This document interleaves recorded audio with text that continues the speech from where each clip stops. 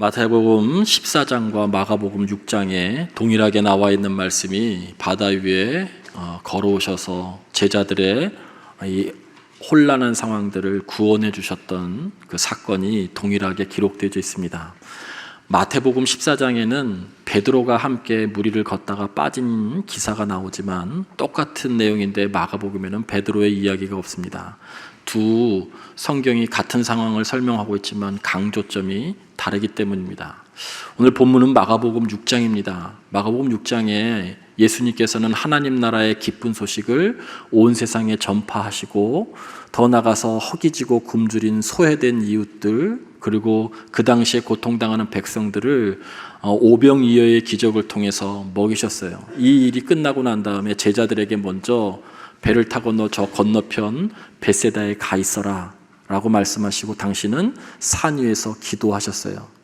그런데 시간이 오래 지났음에도 불구하고 날이 저물었다고 오늘 성경은 말씀하고 있죠. 바다를 바라보니까 제자들이 건너편으로 가지 못하고 여전히 바다 한가운데 표류하고 있는 거예요. 성경 말씀은 정확하게 바람이 거스름으로 결국 배가 나가야 될 그곳에서 바람이 계속 세차게 불어와서 아무리 힘겹게 노를 저어도 배가 그 자리였던 것이죠.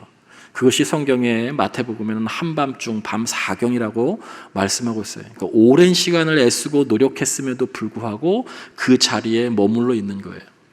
혼돈에 제자들이 빠졌습니다. 성경 말씀에 예수님께서 그 혼돈에 빠진 제자들에게 오셔서 결국 바다를 잠잠케 하시고 그들을 구원하셨던 내용이 담긴 것이 오늘 함께 읽었던 마가복음 6장의 말씀입니다. 여러분, 근데 오늘 본 말씀 가운데 가장 중요한 모든 핵심적인 내용이 담겨져 있는 말씀은 48절이에요. 48절에 이렇게 말씀합니다. 바람이 거스름으로 제자들이 힘겹게 노를 젓는 것을 보시고 밤 사경쯤에 바다 위로 걸어서 그들에게 오사 지나가려고 하시매 라고 하는 거예요. 여러분, 여기서 중요한 첫 번째 단어는요, 힘겹게라고 하는 거예요. 헬라어 원어의 뜻은 고난당하다라고 하는 뜻이 이 안에 담겨 있어요. 매우 힘들어하다. 여러분, 지금 제자들은 주님의 말씀을 따라서 건너편 벳세다로 가려고 하고 있어요. 그런데 노력하지 않은 것이 아니에요. 최선을 다해서 배를 노를 저었다는 것이죠. 그 설명을 힘겹게라고 지금 말씀하고 있어요. 아무리 애를 쓰고 노력을 했음에도 불구하고 제자리에 있는 것이죠. 여러분, 이럴 때 우리들이 혼돈스럽다라고 얘기합니다. 삶이 내게 불친절할 때라고 하는 것은 우리들에게 어떠한 이해되지 않는 고난이 올 때라고 하는 거예요. 혼돈스러울 때, 혼란에 빠졌을 때예요. 사람이 가장 혼돈스러울 때는 어떤 때냐면 내가 노력했음에도 불구하고 최선을 다했음에도 불구하고 성과가 나오지 않을 때 사람은 가장 혼돈스럽고 혼란하죠. 자녀를 위해서 정말 아낌없는 사랑을 다 쏟아 부어서 자녀를 양육했음에도 불구하고 자녀들이 잘못된 길을 가고 있을 때 혼돈스럽죠. 뭐가 잘못된 것인지. 내가 건강관리를 최선을 다했음에도 불구하고 내게 질병이 찾아왔을 때 혼돈스럽죠. 성실히 일하고 절약하면서 살았음에도 불구하고 여전히 경제적인 고통이 내 삶 가운데 있을 때, 갑작스러운 가족들, 사랑하는 가족들과 헤어짐을 맞이했었을 때, 나는 최선을 다해 살아왔는데 내 의지와 달리 가족 구성원이 문제를 일으켜서 내 삶이 복잡하고 혼란스러울 때, 여러분, 다 이것이 삶이 내게 불친절하게 다가올 때, 내가 계획했던 대로, 내가 예상했던 대로 되지 않는 것이죠. 혼돈이죠. 여러분, 성경은 그것을 카오스, 무질서라고 이야기하고 있어요.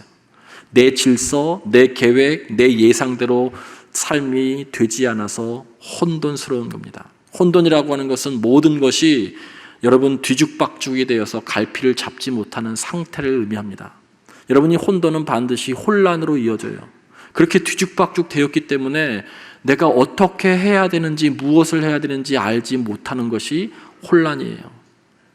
여러분, 정신적인 질병이 그럴 때 찾아오죠. 스트레스가, 그리고 어떤 공황이, 우울증이.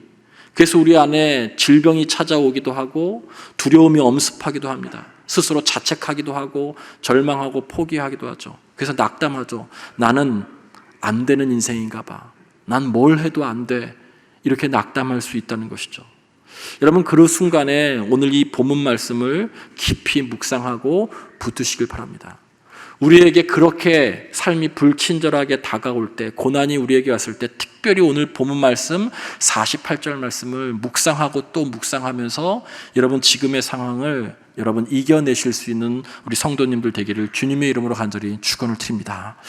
여러분, 오늘 본문 말씀에 보면 이 노젓고 있는 혼돈에 빠진 제자들을 외면하지 않으시고 노젓는 것을 보시고 바다 위를 걸어오셨다는 거예요. 주님은 그것을 보시고 외면하지 않으시고 여러분 찾아오셨어요. 여러분, 근데 여기서 중요한 표현이 바다 위로 걸어서라고 하는 거예요.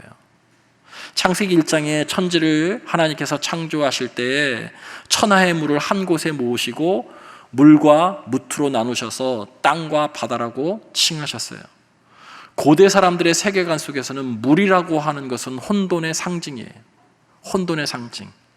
여러분, 그래서 그 물을 나누었다라고 하는 것, 그 혼돈을 질서 있게 묻과 바다로 이렇게 땅과 바다로 나누었다라고 하는 것은 혼돈을 정리하신 아버지 하나님을 의미해요. 근데 더 나가서 욥기 9장 8절에 보면 이런 말씀이 있어요.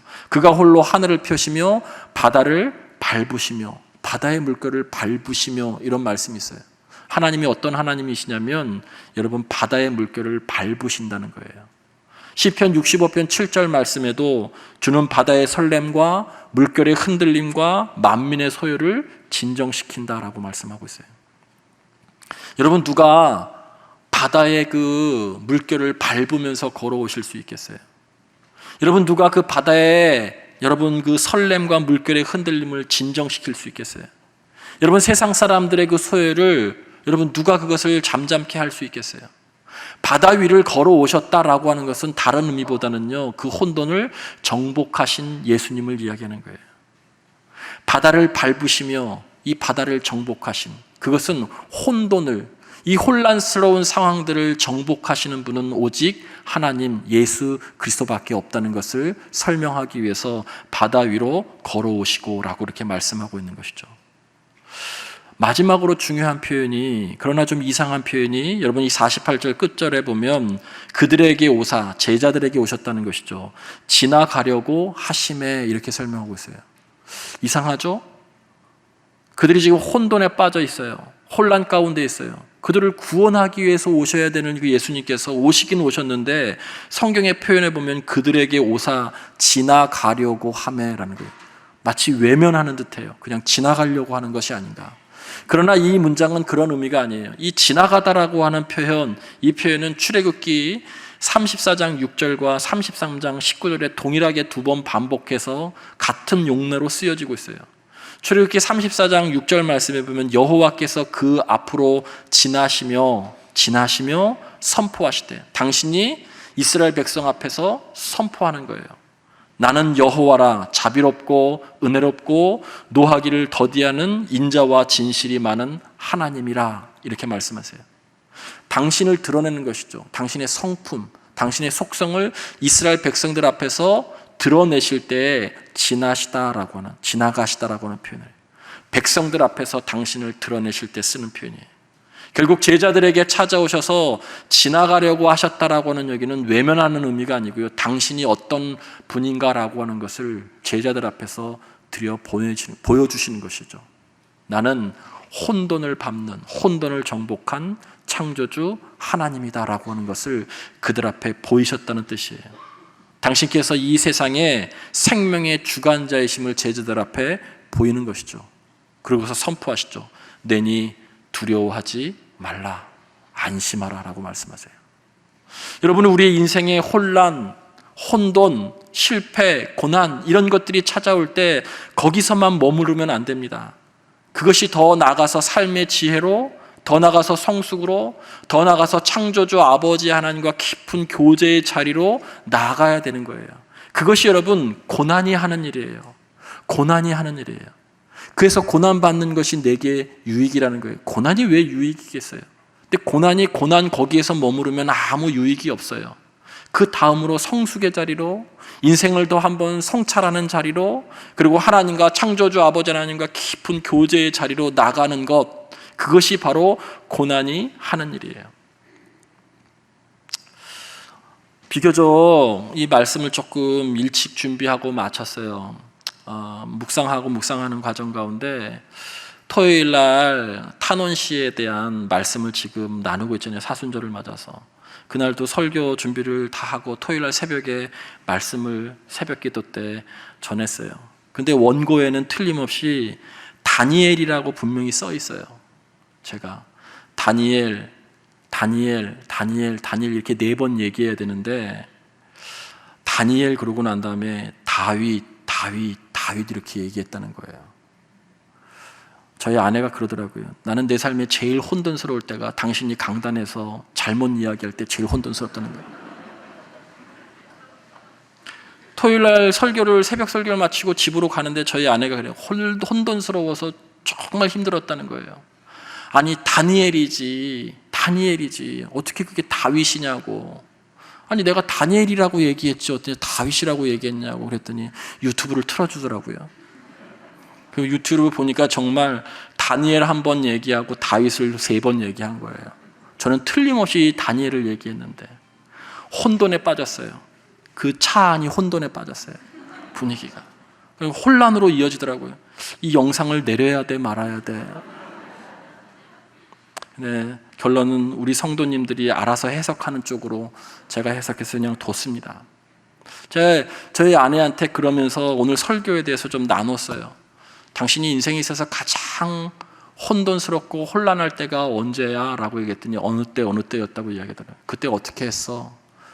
나는 성경 2가지, 지금도 그렇게 이야기하지만 힘들고 그럴 때 성경 2구절을 꼭 붙들고서 그 성경 말씀을 묵상하면서 기도한다는 거예요.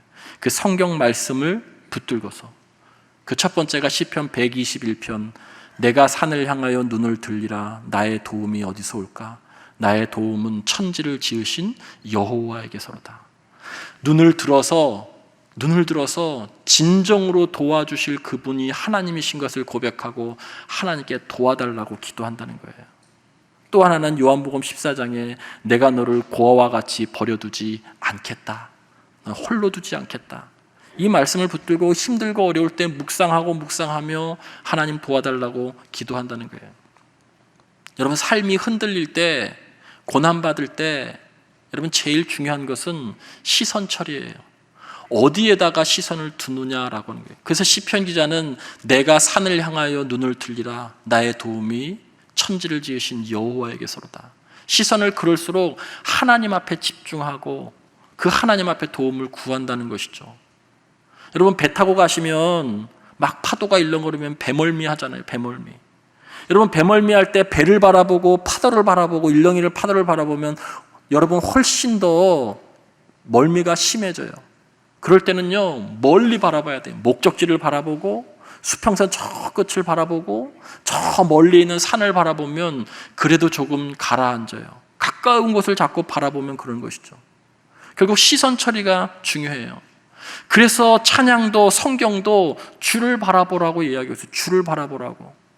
괴로울 때 내 주님 얼굴을 바라보라는 찬양이 있잖아요. 괴로울 때 주님의 얼굴 보라. 평화의 주님 바라보아라. 세상에서 시달린 친구들아 위로의 주님 바라보아라. 눈을 들어 주를 보라. 내 모든 염려 주께 맡겨라. 슬플 때에 주님의 얼굴 보라. 사랑의 주님 안식 주리라. 힘이 없고 내 마음 연약할 때 능력의 주님 바라보아라. 주의 이름 부르는 모든 자에게 힘 주시고 늘 지켜주시리. 눈을 들어 주를 보라. 내 모든 염려 주께 맡겨라. 슬플 때에 주님의 얼굴 보라. 사랑의 주님 안식 주리라. 주님을 바라보시면 그 주님께서 우리들에게 평안을 주신다는 거예요. 근데 도대체 보라는 것이 무슨 뜻인가 하는 것이죠. 성경에도 주님을 온전히 바라보라고 성경의 많은 곳에서 말씀하고 있어요. 여러분이 본다라고 하는 것은 집중하겠다는 거예요. 시선을 빼앗기지 않는다는 것이죠. 집중하겠다는 것. 여러분 보는 곳에는 우리의 마음이 함께 가 있는 거예요. 마음이 갔기 때문에 여러분 보게 되는 것이죠. 마음을 집중하라는 것이죠. 시편 1편에 보면 복 있는 사람은 시냇가에 심은 나무처럼 그 날마다 말씀을 묵상한다라고 나와 있어요. 묵상하는 자라더라. 그것이 복 있는 사람이라고 말씀하고 있죠. 여러분, 여기 묵상이라고 하는 히브리어의 단어가 하가라고 하는 단어를 쓰는데 그 뜻은 반복하다, 읊조리다는 뜻이에요. 계속 반복해서 읊조리는 거예요. 결국 하나님의 말씀을 계속 반복해서 읊조리는 거예요. 그래서 내 영혼에 심는 것이죠. 그런데 정말 중요한 이 하가라고 하는 단어의 뜻이 무엇이냐면 경영하다라고 하는 뜻이 그 안에 담겨요. 경영하다. 여러분, 우리가 회사를 경영하다라고 하는 것처럼 경영하다는 뜻이 하가예요. 그래서 히브리서 시편 2편에 보면 여러분 옛날 성경의 1절에 이렇게 시작해요. 어찌하여 열방들이 분노하며 민족들이 허사를 경영하는고. 거기에도 하가예요. 묵상. 1편에도 묵상이 나오고요, 2편에도 하가라고 하는 경영이라고 하는 단어가 나와요. 내 안에 심겨진 그 말씀이 너를 경영하도록 하라는 거예요. 그것이 주님을 보라는 거예요. 너 안에 심겨진 그 말씀이, 내 안에 자리 잡고 있는 그 말씀이 너를 움직이게 하고 너를 경영하게끔 하라는 거예요. 너 삶을 주도하게끔 하라는 거예요. 그것이 복 있는 자라는 거예요. 그것이 우리들이 이야기할 때, 괴로울 때 주님의 얼굴을 바라보는 거예요. 주님께 집중하는 것. 여러분, 삶이 흔들릴 때 우리들이 해야 될 가장 중요한 것이 뭐냐면 시선을 주님께 두는 것입니다. 그리고 그 말씀을 붙잡고 그 말씀이 내 삶을 움직이도록 해야 결국에 여러분이 그 어려운 흔들림 속에서 탈출해 나올 수 있는 것이죠. 그런데 우리들이 그것을 잘 못해요. 오늘 52절 말씀에도 이렇게 말씀하고 있어요. 이는 그들이, 제자들이죠, 그 떡 떼시던 일을 깨달지 못하고 도리어 그 마음이 둔하여 졌음이라. 마지막 52절이 이렇게 나와요. 이는 그들이 떡 떼시던 일, 바로 그 앞에 있었던 일, 예수님께서 아무것도 없으심에도 불구하고 5,000명을 먹이고도 남으셨던 엄청난 일을 행하셨던 것을 제자들 앞에 보이셨다는 거예요. 그것이 지나시다라고 하는 뜻이에요. 당신을 드러내셨다는 거예요. 당신이 생명의 창조주인 것을, 생명의 주관자인 것을 예수님께서 제자들에게 이미 보여주셨다는 거예요. 여러분, 그 사건 앞에도 보면 마가복음 4장에도요, 배에 오르셨는데 폭풍이 일었어요. 제자들이 죽게 되었다라고 외쳤을 때 그 폭풍을 꾸짖으셔서 잠잠케 하셨어요. 그것도 제자들이 보았어요. 지금 몇 번을 걸쳐서 주님께서 창조주이시고 생명의 주관자인 것을 보았음에도 불구하고 똑같은 상황이 반복되었는데 여전히 그들은 불안해하고 떨고 주님을 유령이라고 하고 그들의 지금의 영혼의 상태는 그 마음이 둔해졌다는 거예요. 그래서 신앙은 보는 것만으로는 안 되는 거예요. 우리의 신앙이 성숙하려면 설교를 듣는 것만으로는 안 되는 거예요. 그 들었었던 그 말씀이 가슴까지 내려와서 그 말씀을 기반 삼아서 여러분 그 말씀이 이루어지도록 해달라고 기도하는 데까지 나가야 우리 안에 신앙의 열정도 생기고 소원도 생기고 우리가 움직일 수 있는 힘이 생기는 거예요. 말씀이 살아 움직이려면 기도가 따라가지 않으면 결코 여러분 그 말씀이 우리 삶에 살아갈 수 없는 것이죠. 반드시 이어져야 되는, 우리의 신앙 고백은 기도로 이어져야 되는 거예요.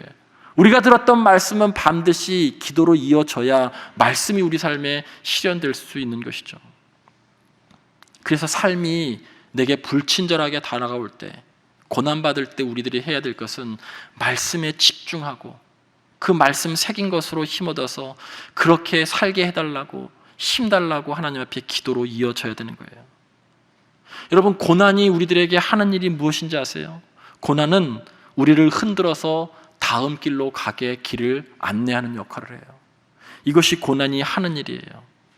여태껏 그 자리에 체제 안주적으로 머물러 있었던 영적인 둔감함처럼 이 제자들처럼 영적으로 둔감해 있었을 때 흔드셔서, 배를 흔드셔서 그들을 깨어나게 하시는 거예요. 고난이 하는 일은 다른 것이 아니에요. 바로 여러분 우리를 흔들어서 우리의 영혼을 깨우는 거예요. 그래서 다시 생명의 주님께로 우리들이 나가고 그분과 친밀한 교제를 나누고 그분을 의지할 수 있도록 하는 것, 그때야 비로소 여러분 고난이 우리들에게 유익인 거예요. 그냥 고난이 고난으로 머물면 그냥 고통스러운 것뿐인 것이죠. 예수께서 늘 제자들과 함께 하셨음에도 불구하고 영적으로 둔감했다는 것이죠. 여러분, 배가 흔들렸을 때 그들은 다시 주님을 보고 주님을 모실 수 있었던 것이죠. 우리들에게도 질문해야 될 것 같아요. 여러분에게 만약에 지금 고난이 있다면, 우리들의 삶이 지금 내게 불친절하게 찾아와서 내가 고통 가운데 있다면 이 고난이 내게 무슨 일을 하려고 하는가, 이렇게 질문하셔야 돼요. 이 고난이 내게 무슨 일을 하려고 하는가라고 하는 것을 질문하셔야 돼요. 그때 말씀을 묵상하시고 기도하심으로 여러분 혼란과 혼돈을 잠재우셨던 주님을 깊이 묵상하셔서 그 혼돈을 이길 수 있는 우리 모두가 되기를 주님의 이름으로 간절히 축원을 드립니다. 말씀을 잘 묵상해 보면 흔들리는 배는 우리의 인생과도 같아요. 그 흔들리는 배 안에 주님을 모실 때 우리들에게 진정한 평화가 임하게 될 줄 믿습니다. 여러분, 오늘 제가 마지막으로 한 달 동안 사순절 기간 내내 부를 찬송해요. 주의 선한 능력으로. 교수형을 당하기 전인 1945년 새해 아침에 보네포 목사님은 감옥에서 새해를 맞으면서 주의 선한 능력으로라고 하는 시를 쓰셨어요. 이제 죽어요. 교수형을 당할 수밖에 없는 것을 알고 있어요. 그런데 오히려 그 순간에 주님께 더 가까이 가서 평안과 감사와 기쁨이 넘치는 소망의 시를 쓰셨어요. 우리 다 함께 있다가 마지막으로 부르실 때 가사를 잘 묵상하면서 부르시고, 여러분 이 땅 가운데에서 여러분의 삶이 흔들리실 때에도 이 찬양을 많이 부르실 수 있기를 간절히 바랍니다. 그리고 오늘 말씀을 붙드시고 기도하시길 바랍니다. 하나님께서 반드시 여러분의 삶을 도와주시고 그 고난을 통해서 다음의 길이 무엇인지 열어주실 거예요. 그 주님 의지하며 여러분 승리하시는 우리 모두가 되기를 주님의 이름으로 간절히 축원을 드립니다.